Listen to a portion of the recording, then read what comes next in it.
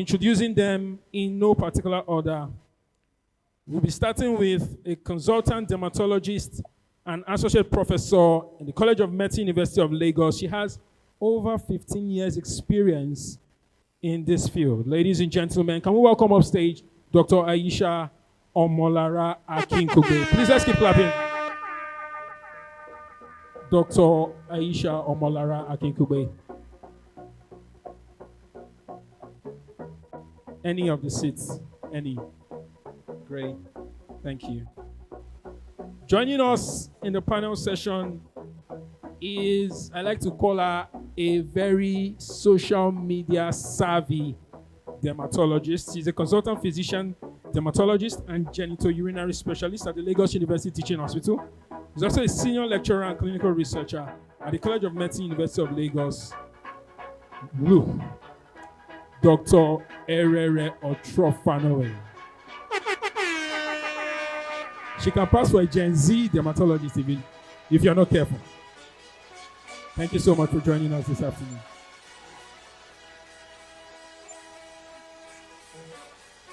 Thank you. If we were to read their bios, it would literally take the whole day because they are very seasoned professionals. But please, we'll invite our media team. Please display their bios on the screen so we can see the power that is packed on stage. Next to join us is a consultant dermatologist and dermatopathologist, senior lecturer at the Lagos State University College of Medicine and, of course, Lagos State University Teaching Hospital. And she's a partner at the GastroDerm Clinic, a leading specialist center for dermatology and gastroenterology in Lagos. Dr. Eheage Lonia Anaba. Please let's give her a round of applause. I think what we'll do subsequently is when we're inviting our panelists up stage, they will dance as they come up stage. I think that's what we'll do because I'll have to teach you the dance. Say no more. When we finish the panel session, we'll practice. Great, please. Thank you. Last and definitely not the least is a consultant physician, dermatologist, and venereologist.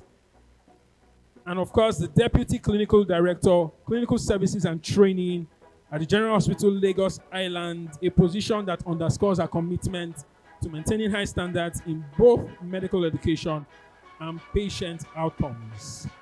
Dr. Cynthia ABA. Please let's give her a round of applause. I thought she will dance, but we'll let that sing. Great. Thank you.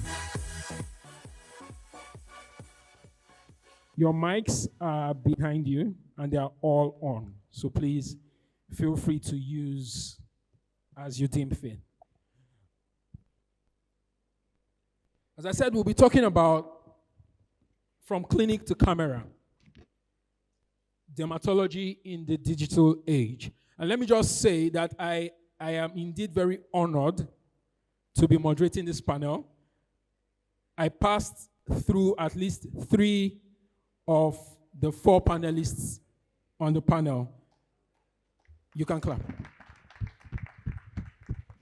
Yes, when I said I'm a medical doctor, I'm actually a medical doctor. I'm not a native doctor. Exactly. So I was trained by at least 3, Dr. Erere Otrofanoe, Dr. Akinkugbe, and Dr. Cynthia.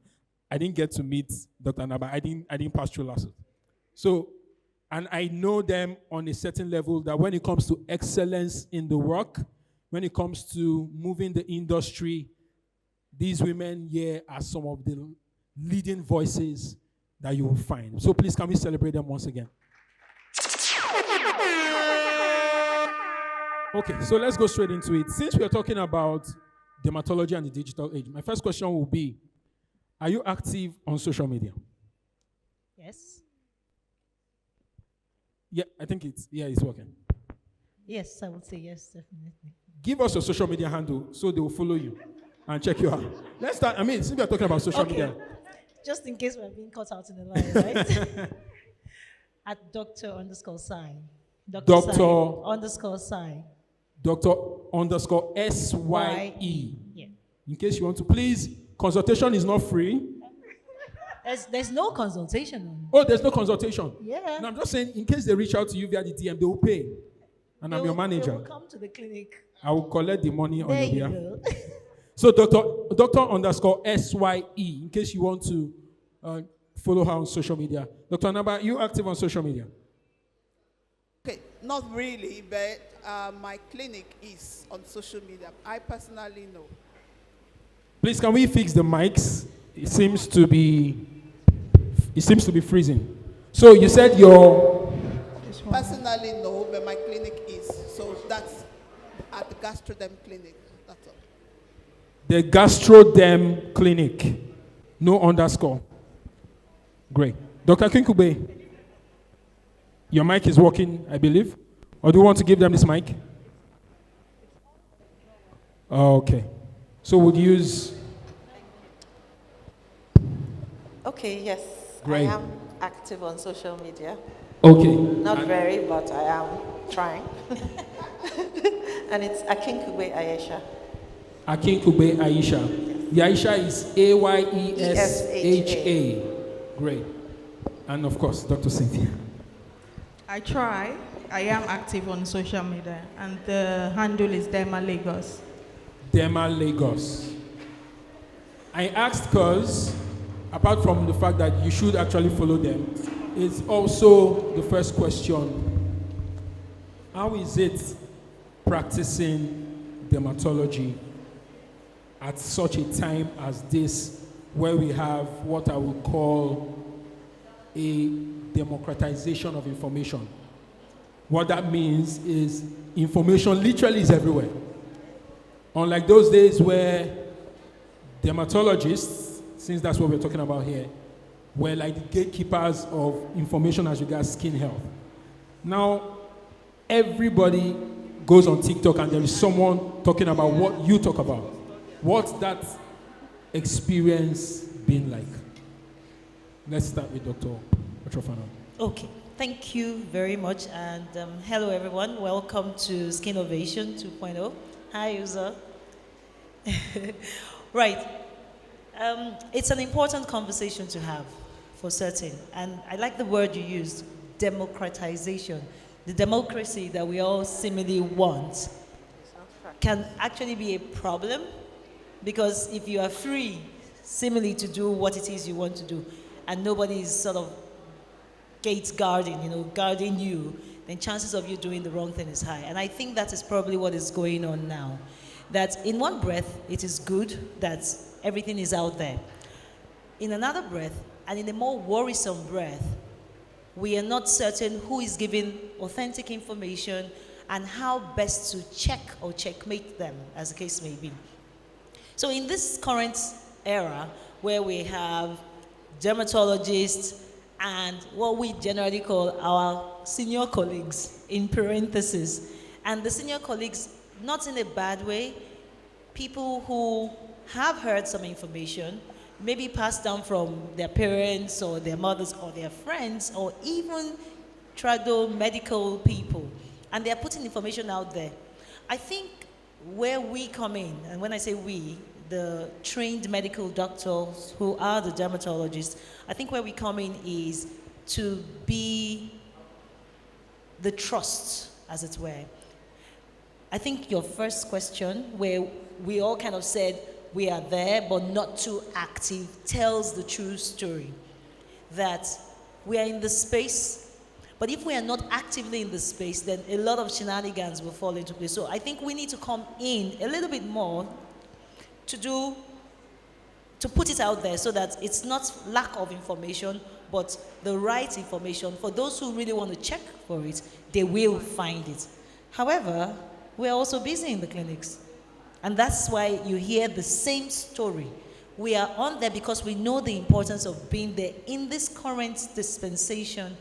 But if we are always, because if you do social media very well, you know that it's hard work. It's a lot of work to do. So if you do social media all the time, when are you going to have time to do all the patients that come to you clinically? So we are there, and there needs to be that presence, whether we like it or not, because then the public at least will have a chance to do the right thing, in my opinion. So Beautiful. I hope that is answering you. I think it does. Does anyone want to add to what she said as regards the experience of working as a dermatologist in the digital age, in the advent of social media? Now everybody has access to all kinds of information. It's usually quite amusing when somebody walks into the clinic, everybody has malignant melanoma based on a picture. And how did you get there? Oh, they looked it up on, if it's not AI, it's Google told them that they have this. So people are coming into the clinic with their own preconceived diagnosis. Right. And then having to tell them that this is not what they have is another challenge. And then they not tell you that they've read up, this is how you need to treat them. I'm like, first of all, don't we need to get the diagnosis right before we get to the treatment? So yes, we are now in the digital age. It has its pros, it has its cons, and everybody needs to be mindful. So I would ask Dr. Kinkube and then Dr. Cynthia. The question, social media, has it benefited dermatology, or has it harmed dermatology, or is it a fine balance of pain and destruction, or are we headed for the narrow way? Has social media helped your work? I think on the whole, if we look at it holistically, it has. But I'll say that with a bit of caution. It has because it has put us in front for those who want to know the truth and that are seeking the truth. On the other hand, my colleagues have spoken about the challenges, but it's a tool for educating. There are many people out there, like has been mentioned, posting and saying all sorts. They may not have the expertise to do so. So where we need to step up is to give people more correct, evidence-based information. So if, like Dr. Entrepreneur has said, it's a job. We're busy in the clinic. You have to sit down, you have to curate. You want to create the right stuff. You want to make time to make videos. Videos are, it's a visionary thing. You know, you want to look at a video, it's got to be catchy, there's effort that needs to be put into it. So I think if we consistently start to do that, which quite a few of us have started, and there's more to it, but the person who is seeking correct information will find it. So it's not for me to come out there and say, oh, you don't do this, don't do this. I want to tell you about hyperpigmentation today. These are the things that you can use. These are the reasons why you should use it. There's evidence-based medicine that supports this, that, and the other. That's all. You just pick what you want from it. So we need to educate more. We need to put out correct information. That's what I would say. Amazing. Dr. Cynthia, do you want to add? Yes, so I like how you started the questions by knowing, are you on social media, are you not on social media? I would say if you had asked these questions about 5 years ago, 6 years ago, we'll all practically be telling you, no, we're not active. Like I say every time, social media has come to stay. So one of the things we have done as dermatologists, I would say yes, social media has helped us a lot. Why? At least we get to know that some of our videos that we post, educational videos that we do, they don't go unnoticed. I'm always so happy when I get a chat, a random chat. Sometimes I just, look at business line and say, I don't want, some of them go ahead and say, I want a dermatologist. And they go ahead to define, is the person a consultant? So they know what they want. And if you had asked this question about 6 years ago, some of them don't know the difference between. So part of the videos we started, our association, was promoting videos on who a dermatologist is. So I'll say yes, social media has really helped us a lot. Also, it has its demerits because, of course, people pick, things there are unregulated. So they've picked all sorts of things, all sorts of hacks. They've gone to some sorts of places that are not, you know what I mean. And then sometimes we, at the back end, we get to see a lot of complications that have come from going to all of these places. So it has its merits and demerits. But I'm happy that we passed, for us as dermatologists, we've passed our messages and we're being heard. So that's what's most important. Great. So it means that we are all in agreement that dermatology should be influencers. Clinically influencing. Right? Dermatology should be influencers. Well, I would Because say Dr. Eric yes. said clinical influencers. So, no. On a more serious note, you are right. It's a yes. It's a, maybe we'll say unequivocal yes. However, you and I know that what is trendy or what will trend is usually salacious. It's never anything so mundane and regular. Like, these people have come again. Please give us something nice. Let's be looking at Jerry. They've come and be speaking grammar. But when you see the things that trend, I mean, how many things? Just like Dr. ABA has said, we've tried. Dr. Falaka is here. Ifama is here. We've tried to be like what we think. What we think will be catchy, because it's important. It's actually very important, and that's what Dr. Akingbe was talking about, that it takes time to put it out right. Because the audience, unfortunately, is very flaky. Quick. What is going on? We need to move. We need to say. So you just put it out. And then if you put it out, pam, and they take only what they want from it, it will come back, Dr. Ere said it. That's what Dr. Ere said. So we want to influence, and by all means, we want to influence, right? We're not particular about trending and you are the most, visible or most followed and all of that. Follow the information. Don't follow me. It's important for us to, no, it's the truth. As much as we're trying, follow the information. Don't follow the person. You know, the right information will come from the people who are well trained. It takes time to get to this point. And whilst we are very, very happy with those who maybe are not particularly at our level, but they know what they need to do, then we sort of attach to those ones to say, okay, you know what, you have a good following, people will listen to you, let's go this way, let's hope that the story will go. Because if you check, I don't know that our followers. You know, we have to be realistic about that digital space. From clinic to camera, very, very nice, a very catchy thing, but it's not just catchy. What is the substance? Thank you very much. What are we trying to tell people? Do you get? So if we don't get into that space of trying to influence, then we are back to square one and we'll collect all the problems from our senior brothers and sisters, our senior colleagues. And then we find ourselves exhausted, frustrated, because we say people are not listening to us. But we have to also get into that space so that they can hear the right information and hopefully follow it. Are we all in consensus? Yep. Does anyone want to add to what she said? Or are we good? Okay. We're good. Cynthia, are we good? You want Yes, to add? we're good. Okay.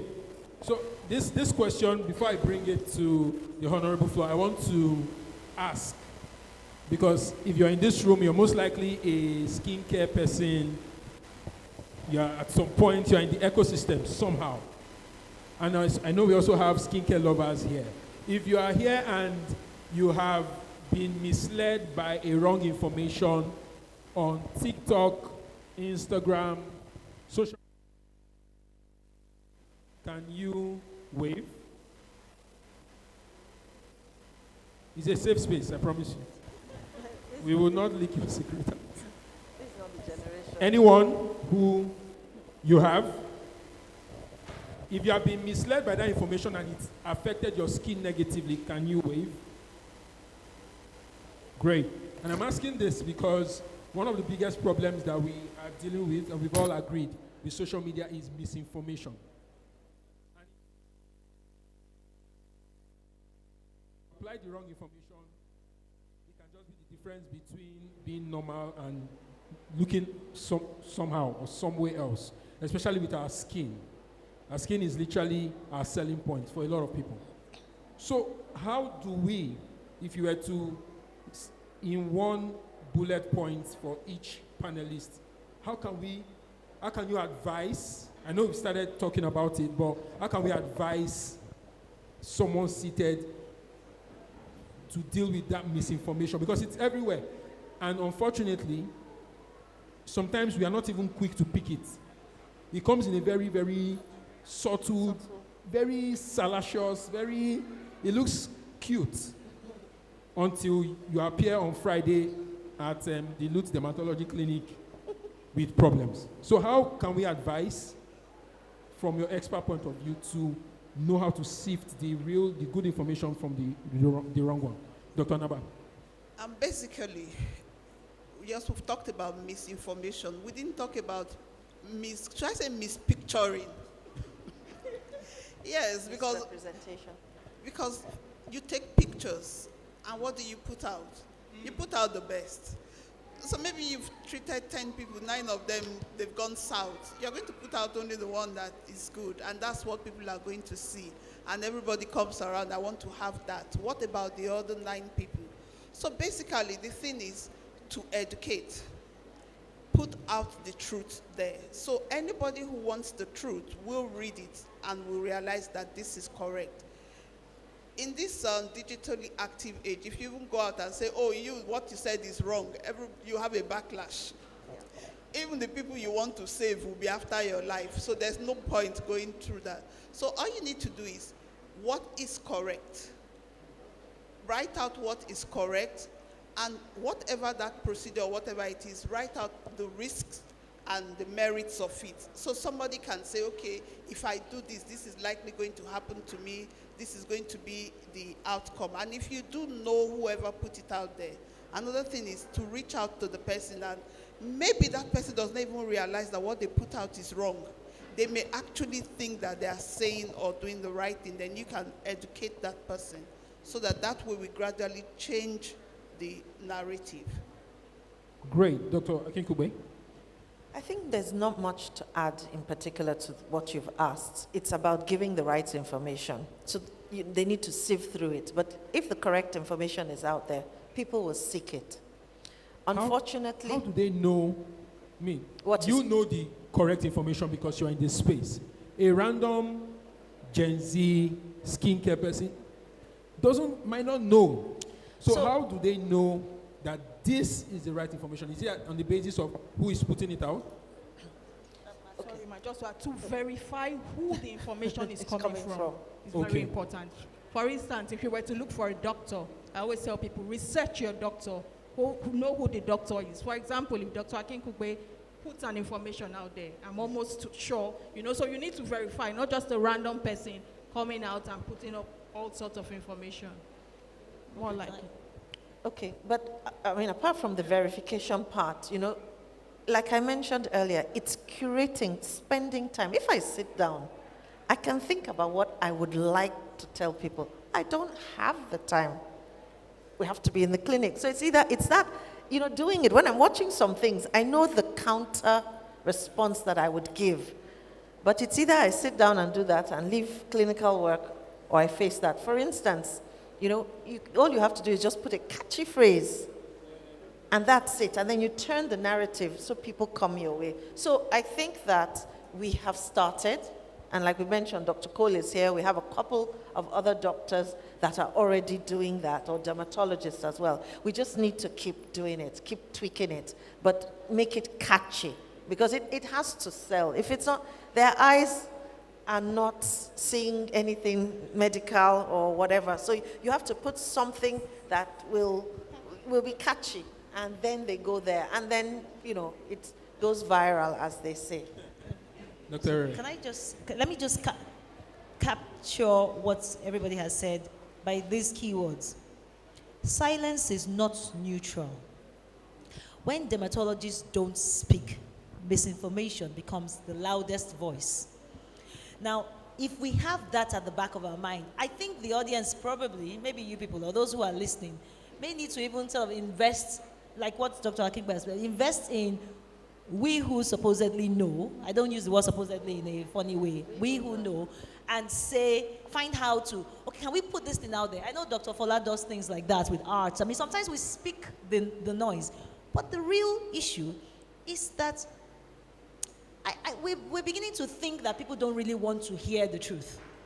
No, it's the truth. But it's true. This is the truth, what I mean by the realization is that we are talking too much in a manner of speaking. Let me just give you a little reason I'm saying that. Just yesterday, Friday, clinic. Luth Dermatology Clinic. Fantastic building that Luth has taken its time to build. It's really lovely. A far cry from where we were. Just to let you know that the government understands the business of this, our skin health. I had a patient, beautiful young lady, married, kids, and she came in with hair loss. You know the skin and its appendages, hair and nails. She came in with patchy hair loss. If you looked at it, you would think syphilitic moth-eating alopecia. It was hot. She had a beautiful wig on. I'm always laughing. I say, all these clothes are covering things. When they remove the clothes, I wouldn't believe it, honestly. Yoruba will say, Ashiri too. And she removed the wig. And because we are professional, we just went, In my mind, I was like, yeah. But I just went, So, what happened to you? She had hair up to 4 months ago. December. November, December. And on social media, because it's like they told her, I said, who are they? They told her that she had hair, I promise you, she wasn't balding, she had hair. She just wanted more hair. She wanted hair to regrow a lot more and have this, I don't know, lush, so that it's my hair, not Dr. AB's hair. And they told her that she mix onion water and olive oil. It was on social media. She saw the demonstration, of course, you know, the video will sell. She saw the demonstration. Now, she did exactly what the person said she should do. And she did it for her children as well. She consistently did it because, you know, you have to continue now. It was peppering her. It was burning her. But she said it's working. You know, if the thing is not pinching you, it's not working. It burnt her to the point where she now had full swollen face, eyes. She was tearing her whole face. So obviously she had some irritant contact dermatitis. But she persisted because it must work until hair loss. One area. She slept, woke up, her hair was on the pillow, her head was on her head. It was falling in patches, in patches. And this is how I was looking at her. And then she kept on saying, but nothing happened to her children. That's science. That's the science. So you're looking and you're thinking, even when you are cutting onions in your kitchen, you are crying. There's a reason. Then you decide to put it on your skin, on your hair. So there is a point to, I don't know, I think what I'm trying to say is that there is a point to how much education we really can put out there, because common sense is still common.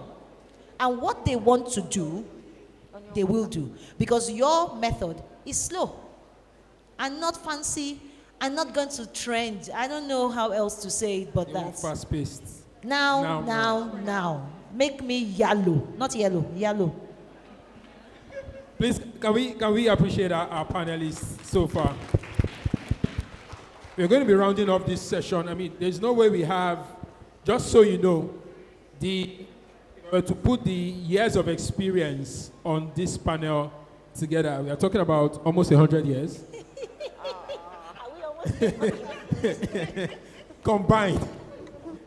No, you're Gen Z, but I mean, you're Gen Z with an experience of, you know, when you're trying to apply for a job as someone who just finished school, and they say, fresh out of school, but 15 years experience.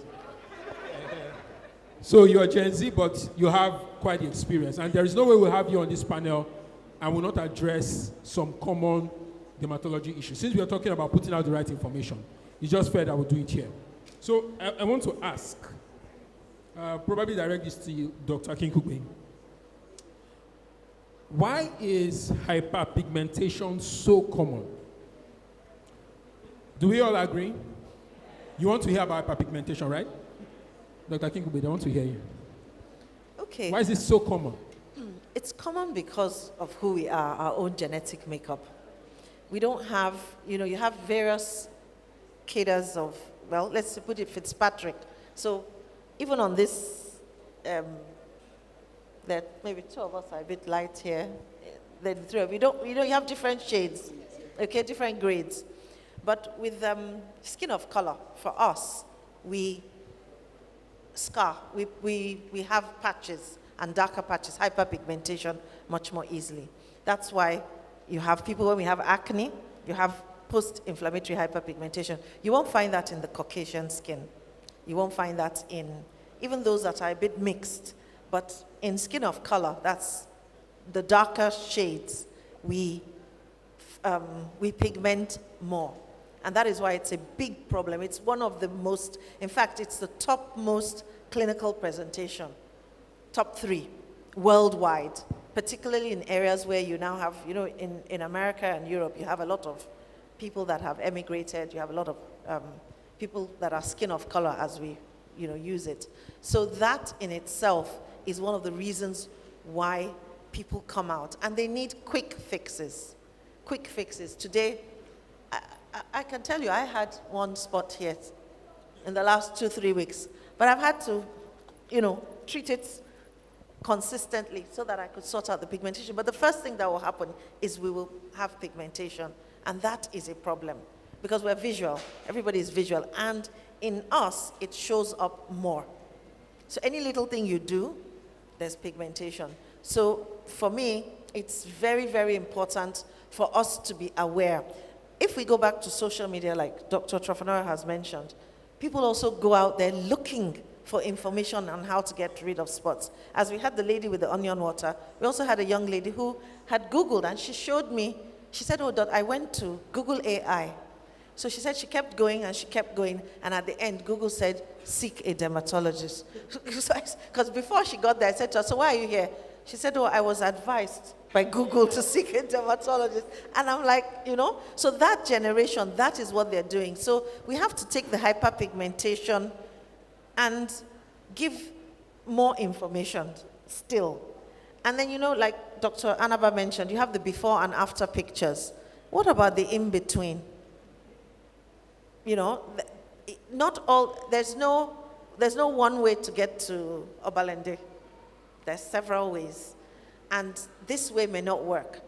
And that's why you need to see the specialist. You can do this. So it advertises use this, but it may not work for you. It worked for the other person. And when people also, it's like, what did you do? They sell it on social media. It just doesn't work that way. You have alternatives, and you need to use these alternatives. So when you're with a specialist or someone who knows what they're doing, what works for A may not work for B, and you need to maneuver. So I think that's it. Beautiful. In essence, I was going to ask, how then do you manage hyperpigmentation? But the summary I would take is see your dermatologist, right? Yeah. And dermatologist. There's no one way. So you might be using something because you saw it on social media, and it might not be fit for your grade of skin. And there's different things to depending on what caused it in the first place. Exactly. So the thing about pigmentation in black skin, because we're black, we're different shades of black, is you have to think about how the pigments came up in the first place. The way our pigments are arranged in dark skin is different from how it is arranged, the melanocytes and the melanin, in the lighter skin tones. So some things that we think should just work, our body is actually protecting us from those insults.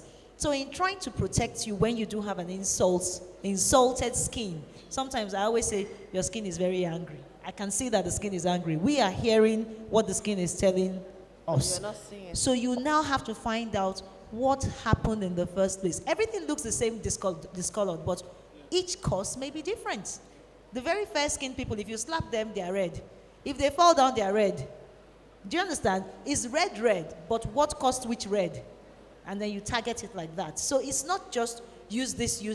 Sometimes you have to go back to first principles and then now see where we're. Sometimes leave it alone is an answer. Sometimes leave it alone is an answer. But village people will not allow you to hear words. Will not allow you. Please, do we have questions?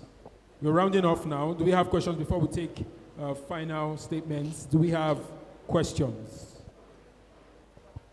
Sorry, I want to add something about that pigmentation. Please. Now, UV radiation, that's the sun, actually makes that pigmentation even worse, irrespective of the cause of the pigmentation. So one thing you must do is sun protect that skin. And the truth is, whether it's pimples, you had a cut, you had a skin disease, as long as we are black, it's going to be pigmented.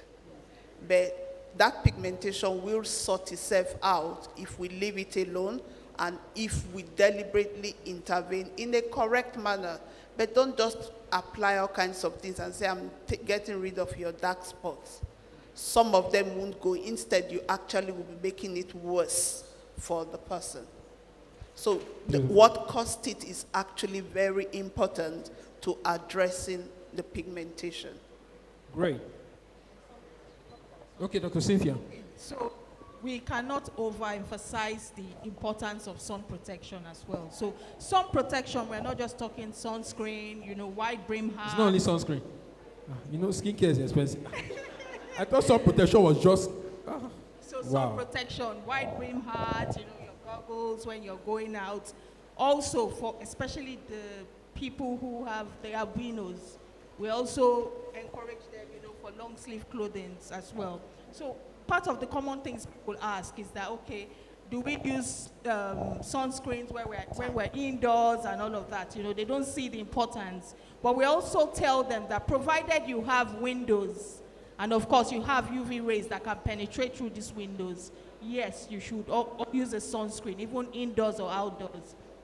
So the importance of sunscreen, sun protection cannot be overemphasized.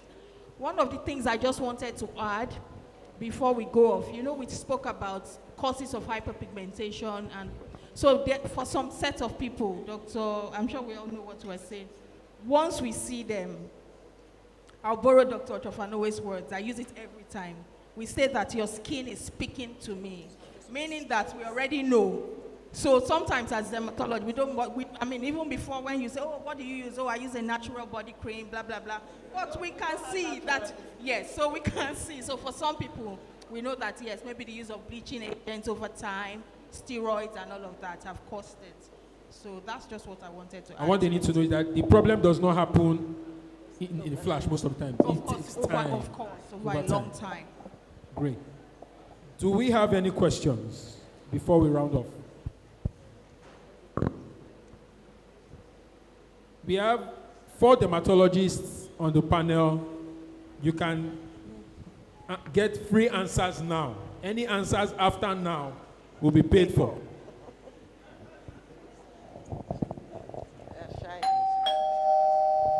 They're already ringing the bell. Time up, right?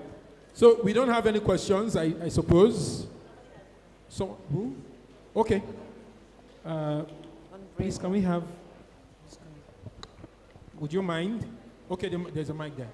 So you just introduce yourself, and if you're directing the question to anyone, please, you can direct. Okay. Hi, House. My name is Elizabeth, and my question is, I would like to know the causes of keratosis pilaris, if I'm correct, and how we can control or work on it to have a better skin. Did you get the question? Keratosis pilaris. So who wants to go? Okay, then how do we start? One of the most common things is having a skin condition called atopic dermatitis. So it's one of the things that you will come up with. For others, it's when you just have rough, bumpy skin, patches of rough, bumpy skin. I think that's the simplest way to describe it. She may have it, or she may have someone who does have it. You could, I don't know. Do you want me to tell you how to treat it or what? I don't know. I think it's too much. You need to see a dermatologist so that, because it's trending on social media, because I did have someone, talking about it. So see your dermatologist. A biopsy may need to be done depending on what it is. And then there are some treatments, that you can use, various types. Creams, some urea, something that will help with resurfacing. And then, we take it from there. But I think you should see the dermatologist to help you out, or the person out. Okay? I hope that does justice in some way. Sorry, The just remaining to parts, add, okay. just to add, Okay. sometimes some people call it chicken skin. Chicken When skin. you pluck the feathers of the chicken, then it's rough and like that. So some people call it chicken skin. So basically, that person needs to see a dermatologist. But you can start with telling the person to just moisturize. So moisturize and then go see the dermatologist. Okay. We have one more question. Okay, good afternoon. My name is Lola Fadairo. I just wanted to find out, what do you think about Your mic? natural? It's on. You just need to bring it. Use Okay. Right. Yeah, so I was just thinking, natural products or chemical-based products, are there any advantages Natural of products using or one over the other, or does it depend on the condition you're trying to treat? Natural products versus chemical-based products. Yeah. Pros, cons. Yeah. Because natural products are actually trendy. So what is What is a natural? natural product? That's what we need to start from. Natural product that I know. We are rounding off. You just Yes, taking this questions, is the right? house, so that's the doorbell. Yes, isn't that's the it? doorbell. So who is coming in or going out? So natural products that I know: shea butter, coconut oil. Okay, we have some natural oils, essential oils. Olive oil, some people actually apply olive oil. Those are natural products. But most natural products are actually for moisturizing you. Now we have gone in the era of organic, so let's speak the truth of the organic. Now, how is your organic lightening your complexion or changing your complexion? Then that is no longer what you want.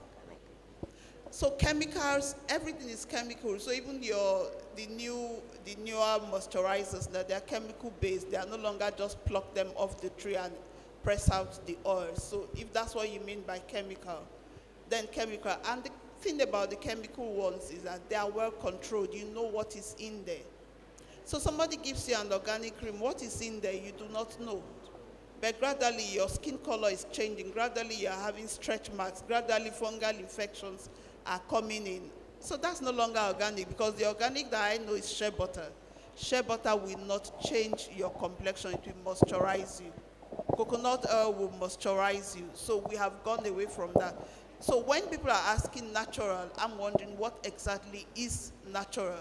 Tell me first what is in your natural.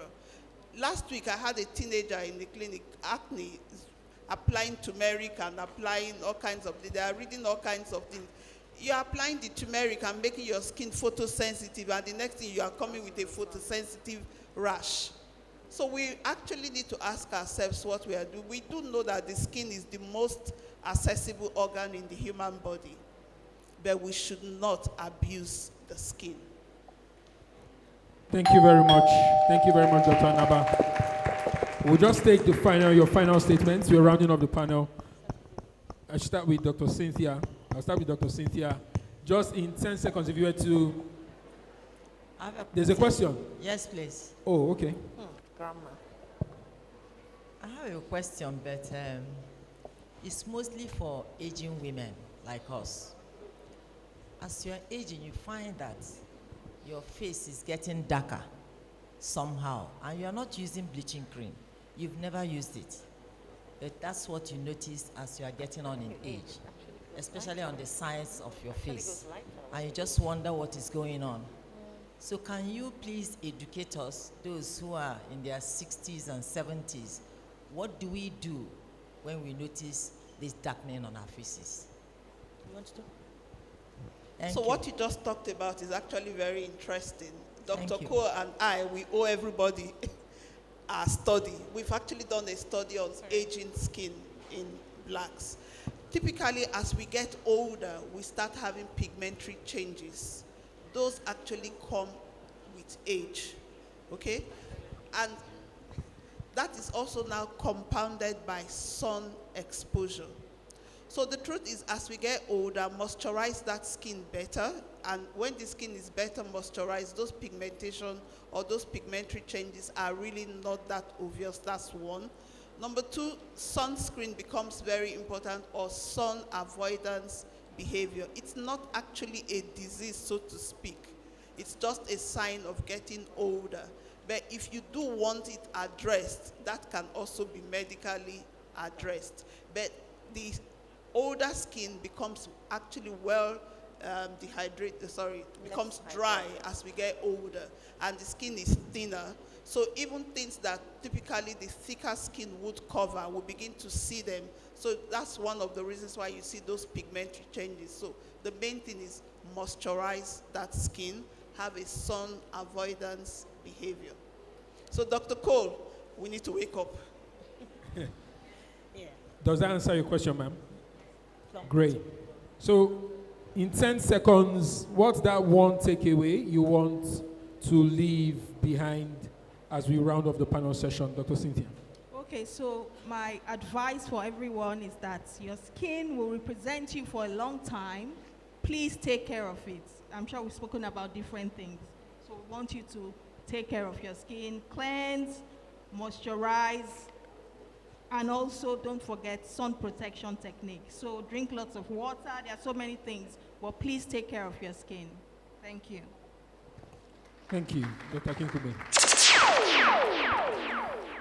I think my message would be whatever shade your skin is, just let it look good. Take care of it. Embrace it. It's yours. This is mine. Yours is yours. Yours is yours.